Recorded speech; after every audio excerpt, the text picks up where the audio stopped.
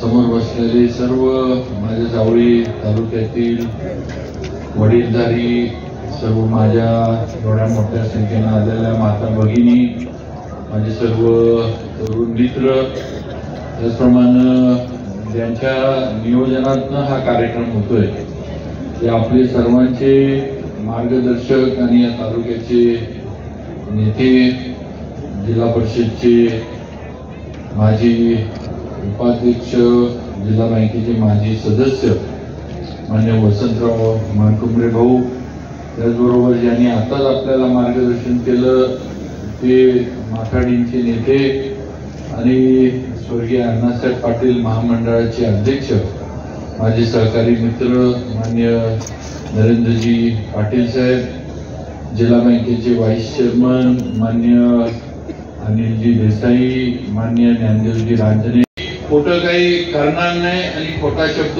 कोणाला देणार नाही ही माझी काम करण्याची आणि माझ्या मतदारसंघातले विषय हाताळण्याची माझी कायमची भूमिका राहिलेली आहे। मला पक्ष महत्वाचा आहे। ज्या पक्षामध्ये आपण असू त्या पक्षामध्ये निष्ठेनं राहायचं, निष्ठेनं काम करायचं। की कधी शब्द दिलेला फिरवला नाही आणि कधी खोटा शब्द कुणाला दिला नाही, कुणाचा आपल्या राजकारणासाठी वापर करून घेतला नाही आणि तेच राजकारण आज सुद्धा शब्द हा पक्का ठेवून शब्दाला जागण्याचं काम मी आतापर्यंत माझ्या राजकीय वाटचालीमध्ये करत आलो। जेवढं मला पक्ष महत्वाचा आहे तेवढा मला माझ्यासाठी काम करणारा माझ्या गावातला, माझ्या वाडी वस्तीतला, मेढा नगरीतला कार्यकर्ता, छोटा मोठा पैसेवाला म्हणजे पैसे नसणारा जो कोणी असेल तो कार्यकर्ता पण मला तेवढाच महत्वाचा आहे, आपण सगळ्यांनी लक्षात घ्या। माझे सहकारी मोठे झाले तर आपोआप मी मोठा होणार आहे ही माझी मनापासूनची भावना आहे। त्यामुळे मला जिथं माझ्या कार्यकर्त्यांना, माझ्या सहकाऱ्यांना किंवा माझ्यासाठी धडपडणाऱ्या माझ्या मित्रांना जिथं मला मदत करता येते तिथं मदत करण्याचा प्रयत्न मी मनापासून आणि प्रामाणिकपणे करत आलोय आणि करत राहणार। तर मला माहिती आहे नुसतं मी एकटा मोठा होऊन उपयोग नाही, तर माझ्या बरोबरचे माझे सहकारी मोठे झाले पाहिजेत, आपोआप ते मला मोठे करतील। ही राजकारणातली जी पद्धत आहे ती मी बघितलेली आहे। एक तर सांगतो की कधी बरोबर असणाऱ्यांना सगळा फटका माझ्याकडनं होणार नाही हे सगळ्यांनी लक्षात ठेवा। कुठेही मी माझ्या बरोबरच्यांना किंवा कुणालाही कुठेही अडचणीमध्ये कधी सोडून जाणार नाही। अगदी सर्वसामान्य छोट्यातला छोटा कार्यकर्ता कुणी असू दे, अगदी त्याच्यावर कुठलाही प्रसंग अर्ध्या रात्रीला आला तरी मी त्याच्या मागे ताकदीनं उभा राहणार। तुम्ही ठामपणे लक्षात ठेवा।